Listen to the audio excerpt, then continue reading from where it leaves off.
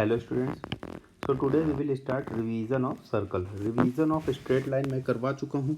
जिसको भी देखना है वीडियो उसका मेरे चैनल पे है उसका video revision of straight line. ये है रिवीजन ऑफ सर्कल. ठीक, जो बच्चे सर्कल एक बार पढ़ चुके हैं, जिनको रिवीजन करना है, जिनको लग रहा है सर अपन फॉर्मूले भूल जाते हैं, कौन कौन से फॉर्मूले इंपॉर्टेंट हैं, उनके लिए ये लेक्चर बहुत ही ज़्यादा बेनिफिशियल है. जिन बच्चों को एकदम स्टार्ट करना है, जो आज तक नहीं पढ़े हैं what is circle, what is the equation of circle, वो बेटा पहले सर्कल पढ़ लो, फिर रिवीजन के लिए देखना, तो तुम्हारे ज़्यादा बेनिफिट मिलेगा. ठीक, चलो बेटा स्टार्ट करते हैं. सबसे पहला जो फॉर्म होता है वो होता है centre radius form. Equation of circle की मैं बात कर रहा हूँ. ठीक है, मतलब क्या है कि किसी भी सर्कल है, जैसे कोई एक सर्कल है ये, ठीक है, इसका अगर मैंने तुमको सेंटर दे दिया a, b और इसका रेडियस मैंने दे दिया r और मैंने इसका इक्वेशन पूछ लिया, तो इसकी इक्वेशन क्या हो जाएगी बेटा, x माइनस ए का whole square plus Y minus b का whole square is equal to are square.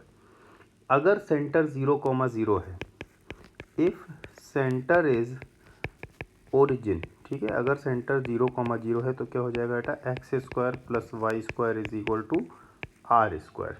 ठीक, तो ये चीज़ हमको पता चली. यहाँ पे सेंटर क्या है, a, b और रेडियस क्या है, r. ठीक, अच्छा, अब जो जनरल फॉर्म ऑफ सर्कल होता है, इसके बाद क्या आता है बेटा, general form of circle. General form of circle क्या आता है, जनरल फॉर्म ऑफ सर्कल होता है बेटा X square plus Y square plus 2gx plus 2fy plus c is equal to 0. ठीक, ये इसका जो सेंटर होता है, ये बहुत बहुत बहुत इंपॉर्टेंट चीज़ है. इसका जो सेंटर होता है वो होता है -g, -f और जो रेडियस होती है वो होती है बेटा under root of g square plus f square minus c. ठीक है, रेडियस जो होती है g square plus f square minus c. अब क्योंकि अंडर रूट में है चीज़ और यहाँ माइनस भी लगा हुआ है, तो भाई अगर मान लो मैंने तुमसे कहा कि g square plus f square minus c is greater than 0, ठीक, तो डेफिनेटली ये एक रियल सर्कल होगा. ठीक है, अगर g square plus f square minus c is equal to 0 हो गया तो ये पॉइंट सर्कल इसको हम बोलते हैं. बल्कि इसको और अच्छे से बोलो तो real circle with finite radius, with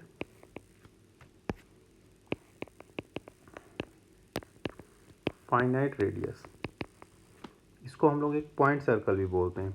अगर g square plus f square minus c less than 0 हो गया तो इसको क्या कहते हैं बेटा, इमेजिनरी सर्कल, क्योंकि तब रेडियस इमेजिनरी हो जाएगी ना, तो ये इमेजिनरी सर्कल होता है. ठीक, अच्छा, कई बच्चों को कन्फ्यूजन होता है कि सर जैसे 2 डिग्री कर्व है, जैसे ये एक 2 डिग्री कर्व होता है, a x square plus 2hxy plus by square plus 2gx plus 2fy plus C is equal to 0.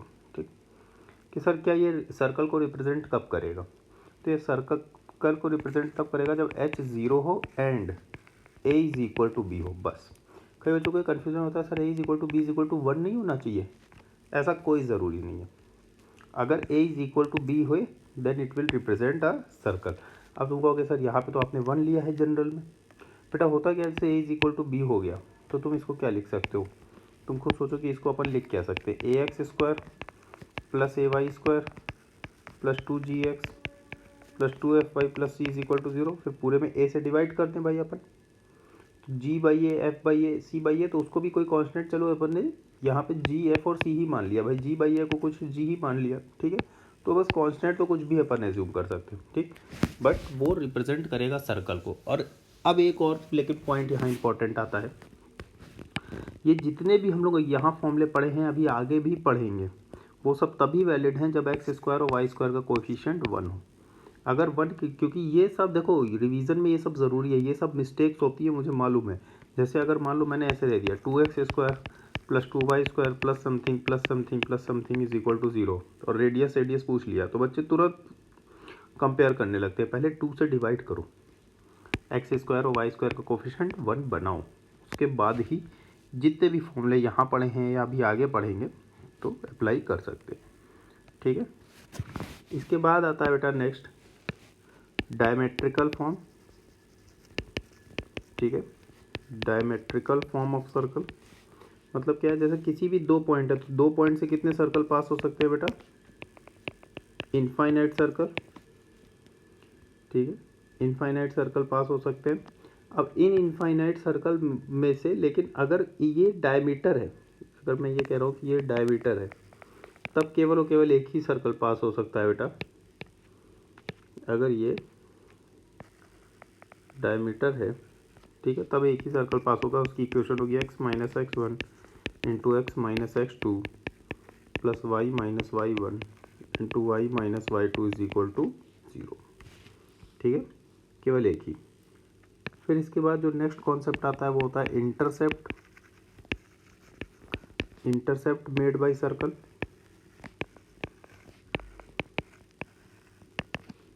ठीक है, इंटरसेप्ट मेड बाय सर्कल। अब इंटरसेप्ट मेड बाय सर्कल मतलब क्या हो गया, जैसे कोई सर्कल है, ठीक है, अब वो मान लो एक्स एक्सिस को कट कर रहा है, अगर तो मान लो दो पॉइंट पे कट कर रहा है, तो ये लेंथ, ये वाली लेंथ, ठीक है, ए बी कितनी होगी, कट कर रहा है, टच कर रहा है, ठीक। तो करते क्या है अपन, इसका कॉन्सेप्ट क्या होता है, X square plus Y square plus 2gx plus 2fy plus C is equal to 0, ठीक।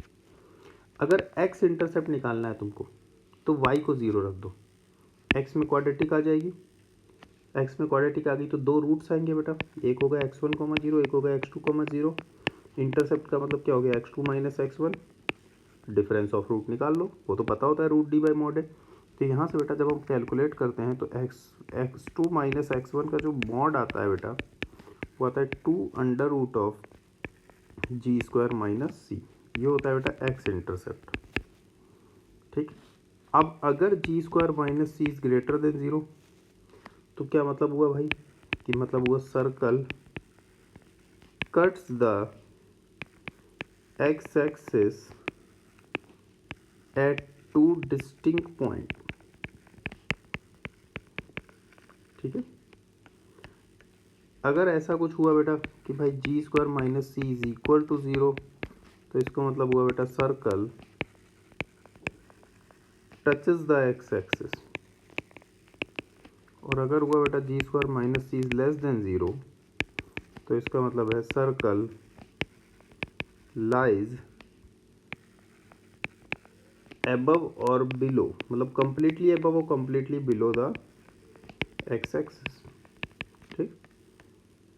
अब अगर हम y इंटरसेप्ट देखें तो y इंटरसेप्ट वही x0 रख के करोगे तो वो आता है बेटा y1 माइनस y2 का mod 2 under root of f square minus सी।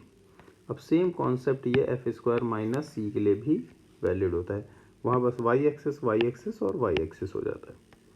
तो वो मैं दोबारा एक बार कंप्लीट लिख नहीं रहा हूँ, ठीक है, वो आई होप कि थोड़ा बहुत अंडरस्टैंडिंग होगी, ठीक। अगर कंफ्यूजन है तो कमेंट बॉक्स में लिखना, कोई भी क्वेश्चन डाउट है तो कमेंट सेक्शन में मुझे पोस्ट करना, I will try to answer it as soon as possible, ठीक बेटा। फिर आता है बेटा position of a point with respect to a circle, ठीक है।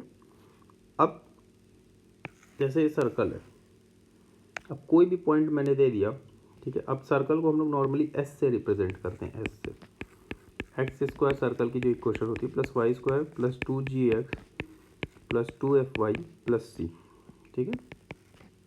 अब मान लो कोई भी पॉइंट मैंने दे दिया x1, y1, अब मुझे ये कैसे पता चलेगा ये कि इन साइड है, ऑन द है या आउट साइड है। इसके लिए हम लोग क्या करते हैं बेटा, s1 निकालते हैं, ये होता है x1 square plus y1 square plus 2gx1 plus 2fy1 plus c. अब अगर s1 ग्रेटर देन 0 तो क्या होता है बेटा, आउटसाइड। अगर s1 इज इक्वल टू 0 तो क्या होता है बेटा, ऑन द सर्कल। और अगर s1 इज लेस देन 0 तो क्या होता है, इनसाइड, ठीक है। अब ग्रेटेस्ट और लीस्ट डिस्टेंस आती है, ग्रेटेस्ट और लीस्ट डिस्टेंस का मतलब क्या हुआ, जैसे सर्कल दिया है, ठीक है। अब मैंने पॉइंट दे दिया P, अब मैंने कहा इस सर्कल से इसकी ग्रेटेस्ट डिस्टेंस बताओ और लीस्ट डिस्टेंस बताओ। तो होगा क्या बेटा, यहाँ पे ये देखना, जैसे मान लो ये है सेंटर, सी तो हमको पता ही होगा, पी भी हमको पता है, ठीक। तो जो ग्रेटेस्ट डिस्टेंस होगी, मैं इसको बोल देता हूँ ए और इसको बोल देता हूँ बी, ठीक है। तो अब देखो, जो ग्रेटेस्ट डिस्टेंस होगी इसको लिखेंगे greatest distance of point P from circle. Clearly दिख रहा होगा बेटा, ग्रेटेस्ट डिस्टेंस क्या होगी, ए पी।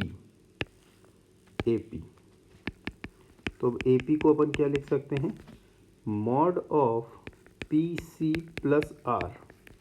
क्योंकि देखो हमें पी पॉइंट भी पता है, हमको सी पॉइंट भी पता है, डिस्टेंस फॉर्मूले से निकल जाएगा, प्लस स्मॉल आर रेडियस, ठीक। और जो लीस्ट डिस्टेंस होती है बेटा, least distance of point P from circle is B P, और ये होगा बेटा पी सी माइनस आर। मैंने मॉड क्यों लगा दिया, कभी मान लो पॉइंट इन साइड है तो मान लो प्लस माइनस का अपन को झंझट नहीं रहेगा, ठीक है। सेम कॉन्सेप्ट अप्लाई होगा, ऐसा नहीं कि आउटसाइड के लिए है, इन साइड के लिए भी यही कॉन्सेप्ट अप्लाई होता है, ठीक। तो इस तरह से हम लोग ग्रेटेस्ट डिस्टेंस और लीस्ट डिस्टेंस निकाल लेते हैं। फिर आता है बेटा अपने पास पैरामेट्रिक पॉइंट ऑफ सर्कल, मैं कह सकता हूँ, ज़्यादा बेटर रहेगा, पैरामेट्रिक पॉइंट ऑन सर्कल। कोई भी सर्कल है उस पर अगर कोई पैरामेट्रिक पॉइंट अपन सोच रहे हैं बेटा, ठीक है, तो वो एकदम जो स्ट्रेट लाइन वाला हमने पढ़ा है वही होता है, ठीक। जैसे मान लो ये एक पॉइंट है कोई x1 y1, ठीक है, इसका अगर यहाँ से ऐसे स्लोप अगर थीटा है, ये डिस्टेंस आर है, तो ये क्या हो जाएगा भाई, ये हो जाएगा x1 plus R cos theta comma y1 plus R sine theta. ये तो हमने स्ट्रेट लाइन में पढ़ा ही हुआ है, ठीक है। तो यानी कि यहाँ पे हो जाता है बेटा x is equal to x1 plus R cos theta और y is equal to y1 plus R sine theta, ठीक। अगर सेंटर 0,0 है तब फिर सीधा R cos theta comma R sine theta लिख दो, ठीक। इस टाइप का क्वेश्चन जैसे इसमें काफ़ी यूज़ होता है। जैसे मान लो मैं एक छोटा सा, क्योंकि इसमें कन्फ्यूज़न होता है बच्चों को, जैसे मैंने कह दिया कि भाई एक कंडीशन दिया X square plus Y square minus 4x प्लस 3 इज इक्वल टू 0, रैंडम ले लिया, ठीक है। अब मान लो मैंने कह दिया तुमसे मैक्सिमम वैल्यू निकालो X square plus Y square की। अब इसमें बहुत कन्फ्यूज़न हो जाता है, इसको पैरामेट्रिक फॉर्म से ही करते हैं बेटा। जैसे मतलब क्या है, इसका पहले सेंटर निकाल लो, ठीक है। अब भाई सेंटर इसका क्या आ जाएगा 2,0 है ना, रेडियस क्या आ जाएगी √4 - 3 मतलब 1। तो x को हम क्या लिख सकते हैं 2 प्लस कॉस थीटा और y को लिख सकते हैं साइन थीटा, ठीक। दोनों वैल्यूज़ बेटा उठा के यहाँ रख दो, फिर उसके बाद ट्रिग्नोमेट्री लगाना है simple, maximum minimum value you will find out, ठीक है। देखो अब इसके बाद बेटा अपन देखेंगे लाइन एंड ए सर्कल। थोड़ा सा मैं फास्ट कर रहा हूँ इसी वजह से, क्योंकि मैं ये सोच के चल रहा हूँ कि हाँ तुम लोग ये पढ़ चुके हो, केवल एक रिवीजन गो थ्रू करना है तुमको चीज़ों को रिलेटेड, ठीक है। बाकी अगर कहीं भी कन्फ्यूज़न होता है तो डेफिनेटली मैंने बार बार कहा ही है कि तुम लोग कमेंट सेक्शन में लिख सकते हो, ठीक। बाकी इस बार वर्ल्ड कप में भले इंडिया हार गई, लेकिन ऑस्ट्रेलिया ने पाकिस्तान को हरा ही दिया, सेमीफाइनल में है, तो ये अच्छी बात थी। तो चलो फिर इसके बाद अब देखते हैं कि लाइन एंड ए सर्कल। अब जैसे अगर कोई एक सर्कल है, ठीक है, अब कोई लाइन इसकी आउटसाइड ऐसे पार हो जा रही है या फिर टच करते हुए जा रही है, ठीक है, और या फिर कट कर रही है, ये हमको कैसे पता चलेगा, ठीक। अब इसके दो तरीका होता है बेटा फाइंड आउट करने का, कि भाई क्या करो, सर्कल को इस लाइन पे सॉल्व कर दो मतलब जैसे लाइन होगी मान लो LX plus MY plus N equal to 0, X की वैल्यू यहाँ से y के फॉर्म में निकाल के इसमें रख दो, क्वाड्रेटिक बनेगी। फिर D निकाल लो, दो D ग्रेटर देन 0 है मतलब दो जगह कट किया है, इक्वल टू 0 आ जाए मतलब ये हो गया, लेस देन 0 मतलब ये, वो एक मेथड है। बट इससे भी बेस्ट अप्रोच होता है परपेंडिकुलर डिस्टेंस का, ठीक है। जो बेस्ट अप्रोच होता है बेटा यही होता है परपेंडिकुलर डिस्टेंस का। मान लो जो P है वो परपेंडिकुलर डिस्टेंस है, ठीक। P इज़ परपेंडिकुलर डिस्टेंस, ये मैं परपेंडिकुलर लिखता हूँ बेटा इस तरह से, perpendicular distance from centre on line, line पे परपेंडिकुलर डिस्टेंस है। तो अगर बेटा P ग्रेटर देन R आता है, ठीक है, तो क्या करोगे, line is neither second not tangent, ना तो सेकेंड होगा ना टेंजेंट। सेकेंड क्या होता है बेटा, ये जो दो जगह से कट कर जाए, और टेंजेंट जो टच करके जाए, ठीक है। अगर P is equal to R आ गया तो लाइन इज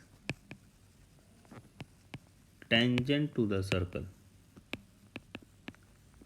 और अगर P लेस देन R आ गया तो लाइन इज ए सेकेंड, ठीक है। फिर इसके बाद आता है बेटा tangent and normal. Tangent and normal, ठीक। टेंजेंट क्या होता है बेटा कि अगर कोई सर्कल है, ठीक है, और लाइन टच करके जा रही है तो यही टेंजेंट हो जाता है, ठीक। और नॉर्मल क्या होता है, इसके परपेंडिकुलर लाइन ये नॉर्मल हो जाती है। नॉर्मल बहुत इजी होता है क्योंकि सारा नॉर्मल जो है, सारे नॉर्मल वो सेंटर से पास होते ही होते हैं।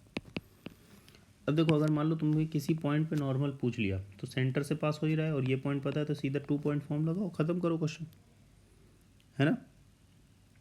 अब टेंजेंट की इक्वेशन हम कैसे निकालते हैं, ये क्वेश्चन है। अब देखो इसमें अगर point lies on the circle है, if point lies on the circle है, ठीक है, तो टेंजेंट की जो इक्वेशन होती है वो होती है t इज इक्वल टू 0। अब t क्या चीज़ होती है भाई, देखो s हमने पढ़ा, s होता है X square plus Y square plus 2gx plus 2fy plus c, ठीक। s1 क्या होता है भाई, अगर कोई पॉइंट p दिया है मुझे x1 y1, ठीक है, x1 square plus y1 square plus 2gx1 plus 2fy1 और प्लस c, ठीक। अब t क्या होता है, t भी एक रिप्रेजेंटेशन है। इसमें क्या होता है बेटा, एक्स स्क्वायर को अपन रिप्लेस करते हैं x1 से, सारे कोनिक में, चाहे यहाँ सर्कल है, पैराबोला, हाइपरबोला, एलिप्स, कुछ भी हो, ठीक है।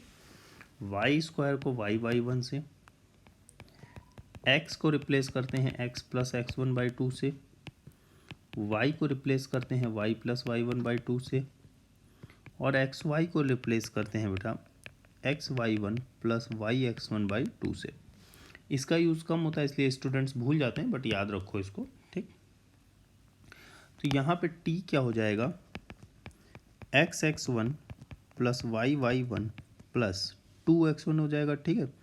2x हो जाएगा तो यानी कि g into X plus x1 plus f into Y plus y1 और प्लस c। अब यहाँ पे एक चीज़ देखना बेटा, ये एक 2 डिग्री इक्वेशन है, ये एक 1 डिग्री इक्वेशन है। क्यों, क्योंकि x1 y1 कांस्टेंट है बेटा, और ये एक 0 डिग्री इक्वेशन है क्योंकि ये तो सब कांस्टेंट है, मतलब ये कुछ कांस्टेंट वैल्यू आने वाली है ना, +2 -3 कुछ भी आएगी, प्लस आए माइनस आए 0 है, लेकिन ये कांस्टेंट वैल्यू आएगी, तो ये 0 डिग्री इक्वेशन है, ठीक। अगर point lies on the circle है, ये चीज़ अच्छे से ध्यान रखना, तभी t इक्वल टू 0 लगा सकते हो। कई बार होता है क्या है, स्टूडेंट्स गलती क्या करते हैं कि जैसे सर्कल है, अब पॉइंट आउटसाइड दे दिया तो भी t इक्वल टू 0 से टेंजेंट निकाल देते हैं। अरे महाराज, t इक्वल टू 0 हम तभी लगा सकते हैं जब point lies on the circle होता है। ये चीज़ बहुत अच्छे से ध्यान रखना बेटा, ठीक है। अगर पॉइंट यहाँ लाई कर रहा है तो जो इक्वेशन ऑफ टेंजेंट हो जाएगी वो हो जाएगी t इज इक्वल टू 0, ठीक है। इसी को हम पॉइंट ऑफ टेंजेंसी भी बोलते हैं, ठीक। फिर इसके बाद हमारे पास एक और आता है स्लोप फॉर्म। स्लोप फॉर्म कुछ खास नहीं होता है, ठीक है। जैसे अगर मान लो मैंने कहा कि भाई y is equal to m x plus c, tangent है is tangent to x square plus Y square is equal to are square. ठीक है, अब अब देखो सर्कल आए तो ज़्यादा तुम्हें रटना नहीं है, सिंपल सा कॉन्सेप्ट बता रहा हूँ। सेंटर से परपेंडिकुलर डिस्टेंस को आर के इक्वल कर दो, हर जगह ये चीज़ वैलिड रहेगी सर्कल में। ठीक है, अब अगर तुम ये करोगे तो यहाँ से एक कंडीशन निकलती है, c is equal to plus minus r under root of 1 plus m square. ठीक है, ये हमारे पास एक कंडीशन निकलेगी। ठीक, इसका मतलब क्या हुआ कि किसी एक यूनिक वैल्यू ऑफ एम की किसी यूनिक वैल्यू के लिए हमारे पास हमेशा दो टेंजेंट आएंगे। बहुत ऑब्वियस ही बात है बेटा, देखो कोई भी यूनिक वैल्यू हो उसके लिए दो पैरेलल टेंजेंट्स आएंगी ही आएंगी। ठीक है, मान लो कोई ऐसा है तो भाई ऐसी आ जाएगी। ठीक है, कैसा भी एम हो, दो पैरेलल टेंजेंट्स आएंगी। एक और चीज़ ध्यान रखो बेटा कि जैसे कोई सर्कल है, अगर point lies on the circle है तो उससे केवल एक ही टेंजेंट ड्रॉ कर सकते हो तुम। ठीक, अगर आउटसाइड द सर पॉइंट लाई कर रहा है तो उससे दो टेंजेंट ड्रॉ कर सकते हो। अगर आउटसाइड पॉइंट है तो हम टेंजेंट कैसे निकालेंगे वो मैं बता दूंगा अभी, और अगर इनसाइड पॉइंट है तो तुम नहीं ड्रॉ कर सकते। अब जैसे अगर आउटसाइड पॉइंट आ गया, उससे हमें दो टेंजेंट ड्रॉ करनी है, तो हम कैसे ड्रॉ करेंगे? तो हम क्या करेंगे बेटा, y इज इक्वल टू, या फिर इसका तुम देखो ये पॉइंट तो गिवन है तुमको। ठीक है, ये पॉइंट तो गिवन है तुमको, तुम इसका स्लोप m मान लो, किसी एक का स्लोप m मान लो ये x1 y1 तो तुमको गिवन है। तो तुम इक्वेशन ऑफ टेंजेंट मान लो y minus Y one is equal to M into X minus X one. तुमको सेंटर पता है, मान लो अल्फा बीटा, और रेडियस, क्योंकि भाई इक्वेशन ऑफ सर्कल पता है तो सेंटर और रेडियस तो पता ही होगा। ठीक, अब तुम क्या करो, परपेंडिकुलर डिस्टेंस को आर के इक्वल कर दो, सेंटर से परपेंडिकुलर डिस्टेंस को आर के इक्वल कर दो, और यहाँ से तुमको you will find the value of M. Clearly M की दो वैल्यूज आएंगी तो ये दो टेंजेंट्स ड्रॉ करेगा। ठीक है, ये चीज़ थोड़ा सा ध्यान में रखना है हमको। फिर इसके बाद इसमें आता है बेटा एक कॉन्सेप्ट जिसको हम बोलते हैं डायरेक्टर सर्कल। क्या बोलते हैं? Director circle. अब ये क्या चीज़ होती है, जैसे ये सर्कल है, इसके बाहर भाई बहुत सारे पॉइंट्स होंगे जिनसे हम ड्रॉ कर पाएंगे टेंजेंट। ठीक है, तो इसके बाहर कोई एक ऐसा पॉइंट होगा जिससे जब तुम टेंजेंट ड्रॉ करोगे बेटा तो वो एक, उसके बीच का जो एंगल होगा वो 90 डिग्री हो रहा होगा। ठीक है, 90 डिग्री। तो अगर 90 डिग्री एंगल बन रहा है तो इसके लोकस को हम क्या कहते हैं? Director circle. तो अगर मान लो इसकी इक्वेशन कुछ ऐसी है, x माइनस अल्फ़ा का whole square plus Y minus beta का whole square is equal to are square, तो जो इसका लोकस बनता है बेटा, इसका लोकस भी एक सर्कल ही बनता है। ठीक है, इसका लोकस भी एक सर्कल ही बनता है। ठीक, which is concentric with the original circle, and radius कितना होता है? √2r। तो ये जो डायरेक्टर सर्कल होता है, इसका जो मतलब, इसका मतलब क्या हुआ, इस सर्कल पे जो बाहर ब्लू वाला सर्कल है बेटा, इस पे जितने भी पॉइंट्स होंगे, तुम जितने भी कोई भी पॉइंट ले लो इस पे और एक टेंजेंट ड्रॉ करो अंदर वाले पे, तो सब 90 डिग्री पे ही होगा। ठीक है, सबके बीच का एंगल 90 डिग्री होगा। ठीक, अच्छा इसका ये मतलब नहीं हुआ कि तुम एक यहाँ से ड्रॉ कर दो और एक यहाँ से मान लो तुमने ड्रॉ कर दिया, ठीक है, और तुम कहो कि सर क्या ये भी आगे जाके 90? नहीं, इस पे कोई एक पॉइंट लो और इसी से दो टेंजेंट ड्रॉ करो तो 90 डिग्री पे होगा। ठीक है, तो इस ये जो डायरेक्टर सर्कल है उसकी इक्वेशन क्या होती है बेटा? x माइनस अल्फ़ा का whole square plus Y minus beta का whole square is equal to 2r square, क्योंकि इसकी जो रेडियस होती है वो √2 टाइम्स r होती है। ठीक, तो ये होता है अपना डायरेक्टर सर्कल। फिर इसके बाद अपने पास कुछ छोटे छोटे कॉन्सेप्ट आते हैं बेटा। लेंथ ऑफ टेंजेंट क्या होता है? ठीक है, जब पढ़ चुके हो तो एकदम मन में तुरंत, जैसे मैं कुछ फॉर्मूला बोल रहा हूँ, ठीक है, पढ़ चुके हो तो फट से मन में बोलो अरे यार ये होता है लेंथ ऑफ टेंजेंट। तो ठीक है, लेंथ ऑफ टेंजेंट क्या होता है बेटा? √S1। ठीक है, फिर उसके बाद क्या होता है? उसके बाद कुछ हमने और भी फॉर्मूले इसमें पढ़े हुए हैं कि जैसे मान लो ये एक सर्कल है, ठीक है, इसके आउटसाइड पॉइंट से कोई दो टेंजेंट ड्रॉ कर रहे हैं अपन, ठीक, मान लो यहाँ पी पॉइंट है, ठीक, ये है मान लो ए बी, ठीक, ए बी को हम क्या बोलते हैं बेटा, A B is chord of contact of P, है ना। तो जो इसकी इक्वेशन भी t इक्वल टू ज़ीरो ही होती है। कहोगे सर ये कैसे हुआ, इसके रिस्पेक्ट में t इक्वल टू ज़ीरो लिखते हो, ठीक है, इसके रिस्पेक्ट में, ठीक। बाकी इसके अलावा इसमें अब यहाँ पे मान लो पॉइंट O है, ठीक है, तो इसमें हमने कई सारे बेटा फॉर्मूले पढ़ के रखे हुए हैं, ठीक।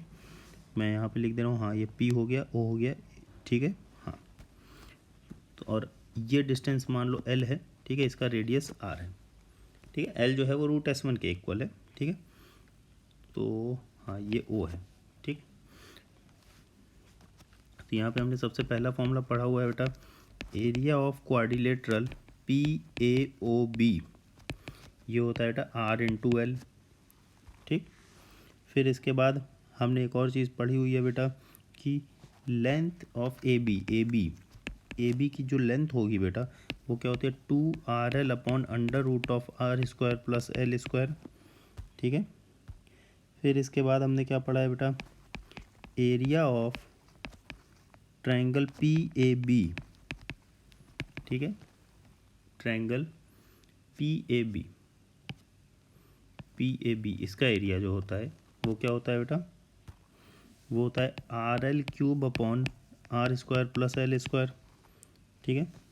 अब एंगल बिटवीन टेंजेंट्स, ठीक है, अगर ये मान लो पूरा 2 थीटा है, मैं मान लेता हूँ इसको 2 थीटा, ठीक है, यहाँ से tan 2 थीटा कितना आ जाता है बेटा 2RL² upon L into L² minus R², ठीक।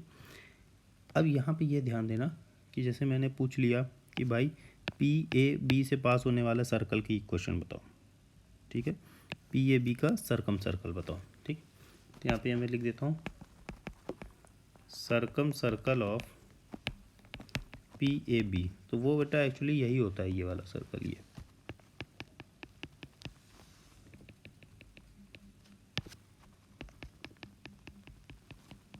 मतलब फिगर थोड़ा सा अजीब सा बन रहा है ना, बट यही सर्कल होता है, ठीक,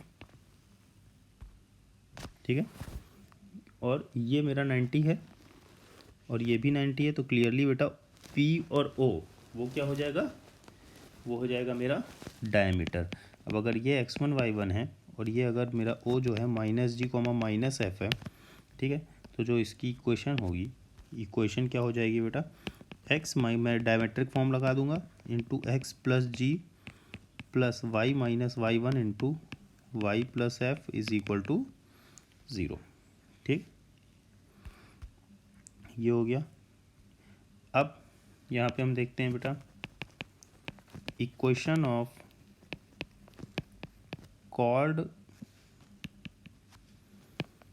with given middle point, ये क्या होता है बेटा, ये बहुत अच्छे से पढ़ा हुआ है सभी ने, T is equal to S1, ठीक है, T is equal to S1, chord of contact मैंने बता ही दिया है। फिर आता है बेटा पेयर ऑफ टेंजेंट, क्या होता है, पेयर ऑफ टेंजेंट होता है बेटा SS1 is equal to T², क्या होता है बेटा SS1 is equal to T², ठीक। तो यहाँ तक हो गया। अब इसके बाद एक कॉन्सेप्ट आता है बेटा फैमिली ऑफ सर्कल का,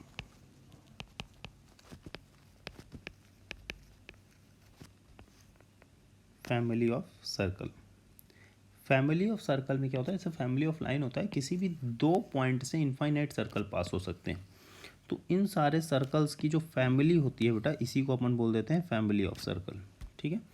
तो जैसे मान लो ये S1 है, पहली S1 वो वाला नहीं है, मतलब पहला सर्कल, ये S2 है, तो इनकी फैमिली को लिखते हैं S1 plus lambda S2 is equal to 0, ये होता है टाइप 1, ठीक है।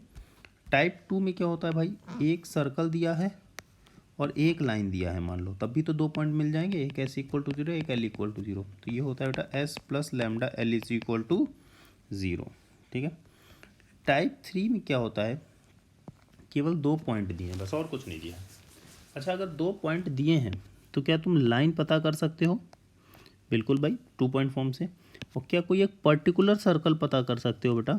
ठीक है, बिल्कुल पता कर सकते हो बेटा, कोई एक पर्टिकुलर सर्कल। ठीक है, कोई एक पर्टिकुलर सर्कल तो तुम पता कर ही सकते हो। कैसे? डायमेट्रिक फॉर्म से। ठीक है, तो अगर केवल और केवल 2 पॉइंट्स दिए हुए हैं तो तुमने वो लाइन भी पता कर ली और पर्टिकुलर सर्कल भी पता कर लिया डायमेट्रिक फॉर्म से, और फिर उसके बाद लगा दिया S plus lambda L is equal to 0। अब जो लास्ट टाइप होता है ये थोड़ा सा ट्रिकी टाइप होता है। ठीक है, ये इंपॉर्टेंट भी रहता है थोड़ा सा, देखना बेटा। जैसे मैंने कहा ये है, ठीक, और मान लो मैंने कह दिया यहाँ पे कोई पॉइंट है, मतलब लाइन के ऊपर एक पॉइंट है। अब इससे इस पॉइंट को टच करते हुए कितने सर्कल होंगे जो इस लाइन को ऐसे पॉइंट इसी पॉइंट पे टच कर रहे हैं? इनफाइनाइट सर्कल होंगे भाई।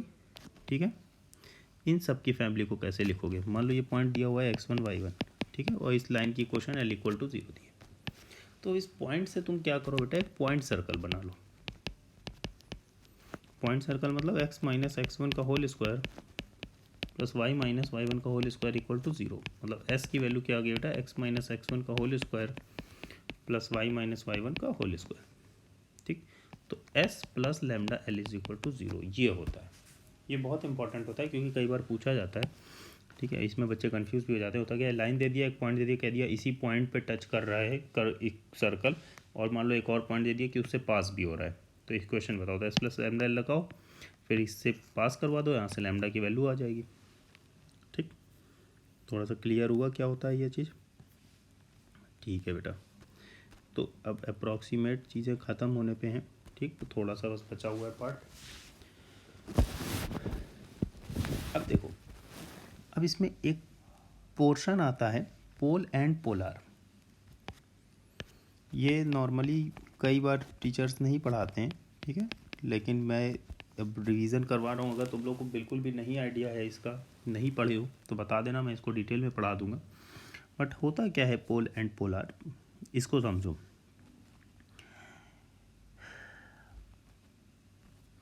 अब जैसे अगर मान लो मैंने तुमसे कहा कि एक सर्कल है, ठीक है, मैंने कहा एक सर्कल है। अब कोई पॉइंट P है, एज्यूम कर लो यहाँ पे कोई पॉइंट P है। अब इससे मैं, ऑब्वियस बात है कि कई सारी इससे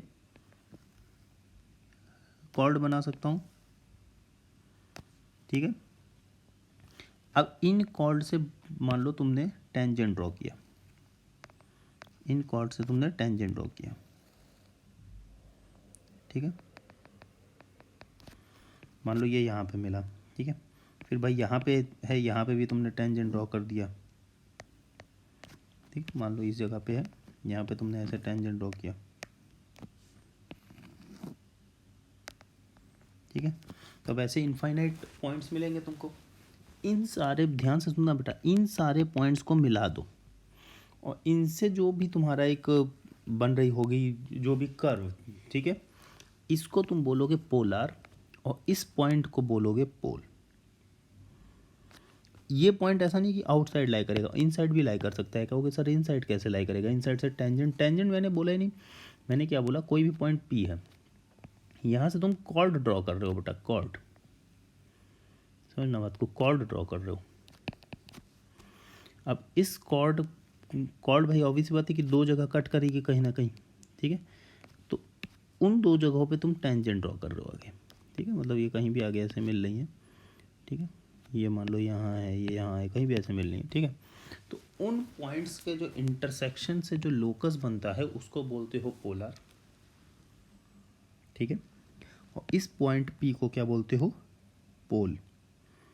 ठीक है, तो मतलब अगर मैं इसकी डिफिनीशन, क्योंकि ये कई बच्चे नहीं पढ़े होते हैं इसलिए मैं इस पर थोड़ा सा जोर दे रहा हूँ कि मैंने कहा if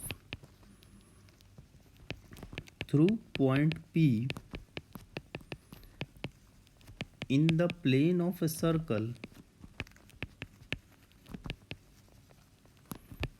there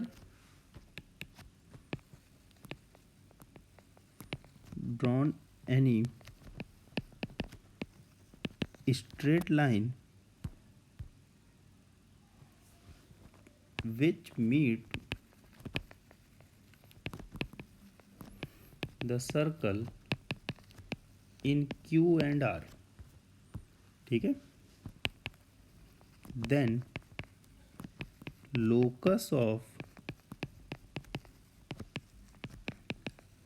point of intersection of the tangents at Q and R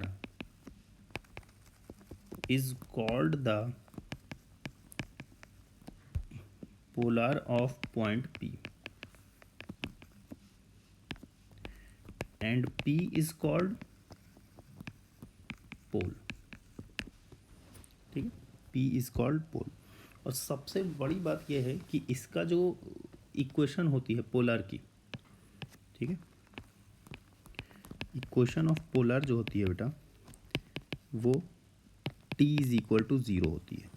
अब तुम कहोगे sir T is equal to zero तो पढ़ा पढ़ा सा लग रहा है, दो जगह पढ़ा है तुमने, कॉर्ड ऑफ कॉन्टैक्ट और टेंजेंट, ठीक। तो मतलब तुम ये बोलोगे कि सर इसका मतलब ये आप कहना चाहते हो कि अगर पॉइंट ऑन द सर्कल लाई कर गया तो ये जो ये टेंजेंट होगी क्या यही पोलर बन जाएगी? बिल्कुल बेटा सही बात है। अगर सर आउटसाइड द सर्कल लाई कर गया, ठीक है, तो जो इसकी कॉर्ड ऑफ कॉन्टैक्ट होगी क्या यही पोलर हो जाएगी? बिल्कुल सही बात है, यही पोलर हो जाती है। अगर पॉइंट इन साइड लाई कर गया तो तब तो जैसे T इक्वल टू ज़ीरो का हमने कुछ अलग से पढ़ा नहीं है, तो उसकी जो भी इक्वेशन आएगी, ठीक है, T is equal to zero वो हो जाएगी, ठीक। तो T is equal to zero के लिए हमने तीन चीज़ें पढ़ ली हैं बेटा, एक तो टेंजेंट, एक कॉर्ड ऑफ कॉन्टैक्ट और एक पोलर, ठीक। कंफ्यूज मत होना, टेंजेंट तभी होगा जब point lie on the circle हो, कॉर्ड ऑफ कॉन्टैक्ट तभी होगा जब point lies outside the circle हो, तभी तो कॉर्ड ऑफ कॉन्टैक्ट एग्जिस्ट करेगी। और पोलर कभी भी हो सकता है, ठीक है, उससे कोई मतलब नहीं, इनसाइड आउटसाइड से कोई मतलब नहीं, ठीक है। आई होप ये चीज़ क्लियर हुई होगी। देखो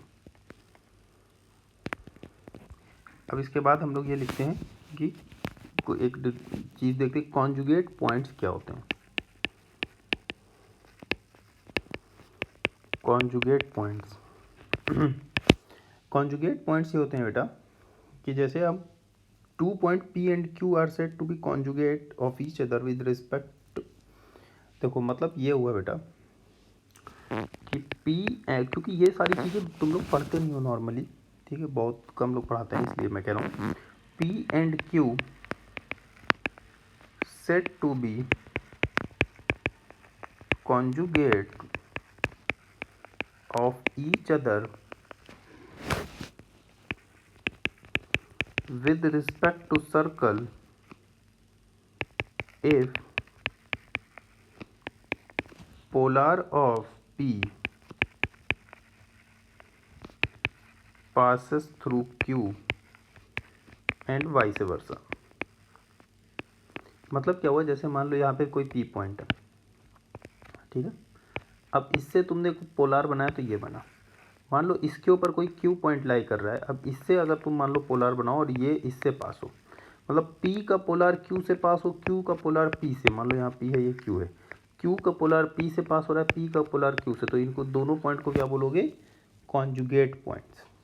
क्लियर हुआ? ठीक, ये सब पता होना चाहिए हम लोग को, ठीक। P का पोलर Q से पास हो रहा है, अब Q से मान लो तुमने ऐसे करके पोलर बनाया और वो P से पास हो रहा है, तब तुम P और Q को कॉन्जुगेट पॉइंट्स बोलोगे बेटा, ठीक है। अब कॉन्जुगेट लाइंस, ये क्या चीज़ होती है भाई, ठीक है, ये भी हम देख लेते हैं कि पोलर में ही यही चीज़ आती है, कॉन्जुगेट पॉइंट्स और लाइंस। कि मैंने कहा कि L1 and L2 are conjugate to each other, L1 and L2 are conjugate to each other if pole of one lies on other and vice versa। मतलब वही चीज़ देखो, मैंने क्या कहा कि P का कॉन्जुगेट मान लो Q पे लाई कर रहा है और Q का कॉन्जुगेट P पे लाई कर रहा है, ठीक। अब अगर इसका पोल इस पे लाई कर रहा है इसका, तो इन दोनों लाइंस को क्या बोल दोगे, एक दूसरे का कॉन्जुगेट। ठीक है, इन दोनों लाइंस को एक दूसरे का कॉन्जुगेट बोल दोगे और इन दोनों पॉइंट्स को एक दूसरे का कॉन्जुगेट पॉइंट्स बोल दोगे। क्लियर हुआ? तो यहाँ पे पोल और पोलार अपना ख़त्म होता है। इसके बाद तो अब कुछ मेरे ख्याल से ज़्यादा बचा नहीं है। अब common tangent of two circle बचा हुआ है बेटा। Common tangents of two circles. ठीक, दो तरह की कॉमन टेंजेंट होती है, हमको पता है, DCT और TCT। ये होती है बेटा डायरेक्ट कॉमन टेंजेंट और ये होती है ट्रांसवर्स कॉमन टेंजेंट। ठीक है, DCT और TCT। अब डायरेक्ट का मतलब क्या हो गया, जैसे मान लो कोई दो सर्कल है। ठीक है, मैं बस समझा दे रहा हूँ, वैसे तो पता ही होगा, रिवीजन चल रहा है। ठीक है, अब अगर दो कोई कॉमन टेंजेंट है और इसके सेम साइड में मान लो लाई कर रहा है ये दोनों के ये सेंटर, तो उसे डायरेक्ट बोलते हैं। और अगर सेंटर बेटा अपोजिट साइड में लाई कर रहा है तो उसे ट्रांसवर्स बोलते हैं। ये होता है TCT, ये होता है DCT। ठीक, अब देखना बेटा, केस होते हैं अगर दोनों सर्कल सेपरेटेड है, अगर दोनों सर्कल सेपरेटेड है तो कंडीशन क्या होगी, तो इसके दो DCT होंगे और दो TCT होंगे। ठीक है, दो DCT होंगे और दो, ठीक है, 2 DCT और 2 TCT, टोटल 4 कॉमन टेंजेंट आएंगी। ठीक, और कंडीशन क्या होगी बेटा, अगर देखो दोनों के सेंटर के बीच की डिस्टेंस है D। ठीक है, D जो है दोनों सेंटर के बीच की डिस्टेंस है, इसकी रेडियस है R1, इसकी है R2, सब में मैं यही लेके चलूँगा। ठीक है, तो अगर बेटा सेपरेटेड सर्कल हैं तो कंडीशन क्या होगी बेटा, D should greater than R1 plus R2। ठीक है, अगर एक्सटर्नली टच कर रहे हैं, अगर एक्सटर्नली टच कर रहे हैं तो D is equal to R1 plus R2 और इसमें दो DCT होगी और एक TCT होगी। ऐसे केस में दो DCT होंगी, टोटल 3 कॉमन टेंजेंट आएंगी, 3 common tangent, out of which 2 are DCT and 1 is TCT। ठीक है, अब अगर दोनों इंटरसेक्ट कर रहे हैं एक दूसरे को तो जो कंडीशन होगी वो ध्यान से देखना बेटा, D जो है R1 प्लस R2 से छोटा होगा बट R1 माइनस R2 के मॉड से बड़ा होगा। ऐसे में केवल दो ही कॉमन टेंजेंट होंगे एंड बोथ आर DCT। ठीक है,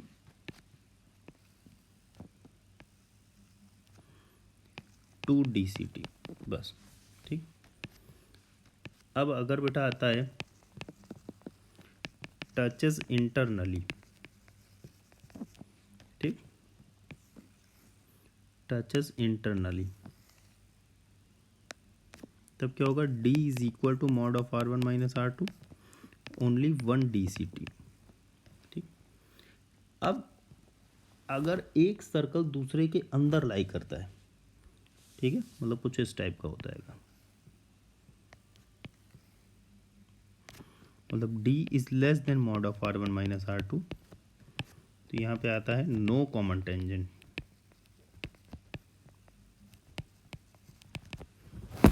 कोई भी कॉमन टेंजेंट नहीं आएगी यहाँ पे। ठीक, ये चीज़ क्लियर हुआ। फिर इसके बाद इसमें आता है बेटा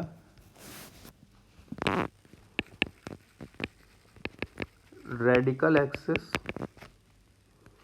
एंड रेडिकल सेंटर।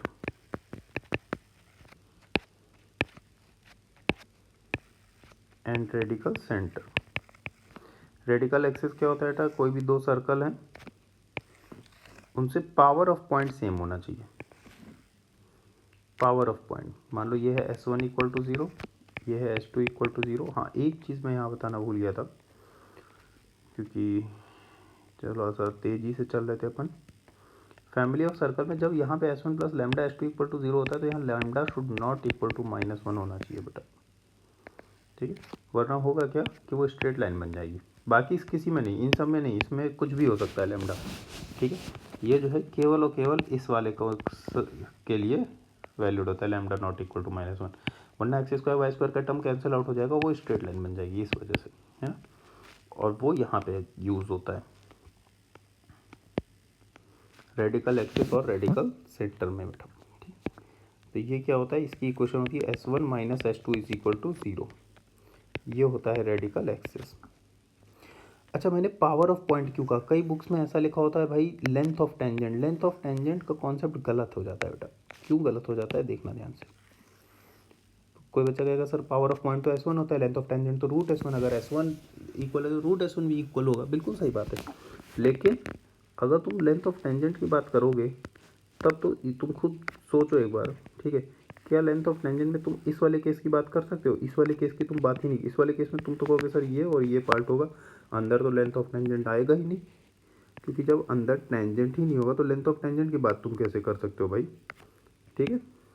तो अंदर जो लेंथ ऑफ टेंजेंट कभी आएगा ही नहीं, तो इस वजह से हम पावर ऑफ पॉइंट की बात करते हैं। पावर ऑफ पॉइंट का मतलब तो हुआ S1, S1 में कहीं कोई प्रॉब्लम नहीं, ठीक है।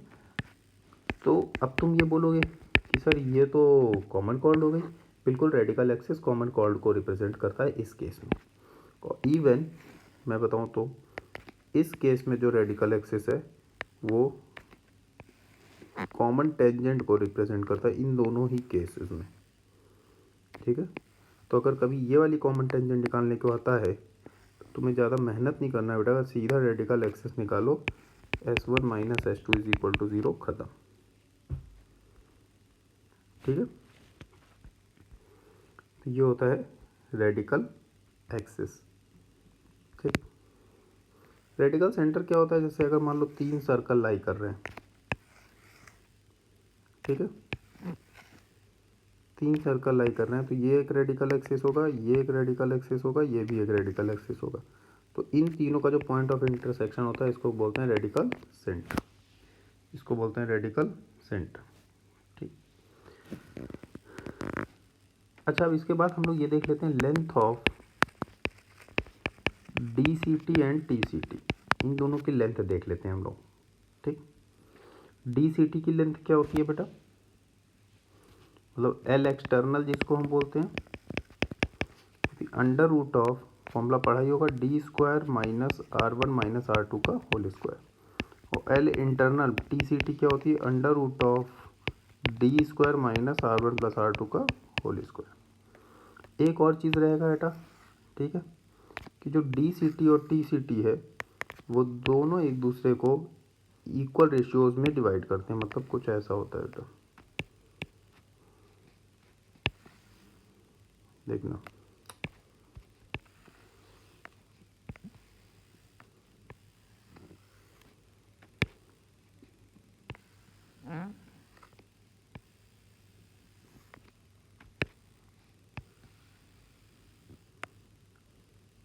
थोड़ा सा फिगर इधर उधर बन रहा है, कोई बात नहीं, है ना।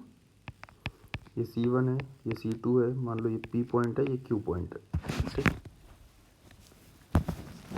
तो इनका जो रेशियो होता है C1P अपॉन C2P, अगर इसका R1 है इसका R2 रेडियस है, इज इक्वल टू होता है बेटा C1Q upon C2Q is equal to R1 by R2। P जो है इसको इंटरनली R1 बाई R2 में डिवाइड करता है और Q एक्सटर्नली। अच्छा, इससे हमको एक और चीज़ कुछ पता चलती है, हमने स्ट्रेट लाइन में पढ़ा हुआ है बेटा, P and Q are harmonic conjugates of each other with respect to C1 and C2, ठीक। या फिर C1P, C1C2, C1Q, ये किस में होगा, HP में। अच्छा, अब इससे देखो रेशियो पता चल गया, तो इससे हमें पॉइंट P और पॉइंट Q पता चल जाएगा, क्योंकि भाई C1 C2 पता है, R1 R2 पता है, P और Q पता चल गया। तो अगर इक्वेशन ऑफ कॉमन टेंजेंट निकालना है, जैसे P पता चल गया, अब तुम्हें एक कॉमन टेंजेंट की इक्वेशन निकालना है, कोई भी एक सर्कल ले लो, एक्सटर्नल टेंजेंट का कॉन्सेप्ट लगा दो, निकल जाएगी। ठीक, तो ये हो गया। फिर इसके बाद अब हम लोग बस एक लास्ट टॉपिक देखते हैं, ऑर्थोगोनैलिटी।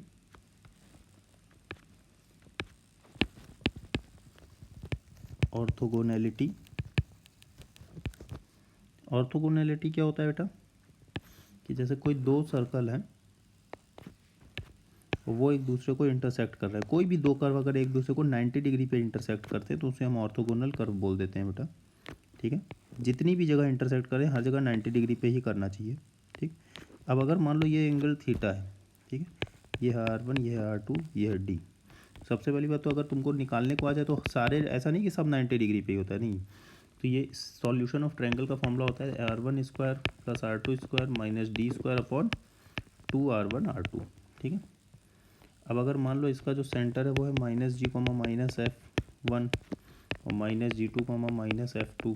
ठीक है, ऐसा कुछ है, सर्कल की इक्वेशन ऐसी दी है बेटा, x square plus Y square plus 2G1x plus 2F1y plus C1 equal to 0, इसकी दी हुई है x square plus Y square plus 2G2x plus 2F2y plus C2 equal to 0। और मैंने कह दिया if theta is equal to 90, मतलब orthogonal है। तो कंडीशन ऑफ ऑर्थोगोनैलिटी क्या होती है बेटा, 2 into G1 G2 plus F1 F2 is equal to C1 plus C2। अगर दो सर्कल ऑर्थोगोनल हैं तो this is the condition of orthogonality. ठीक है,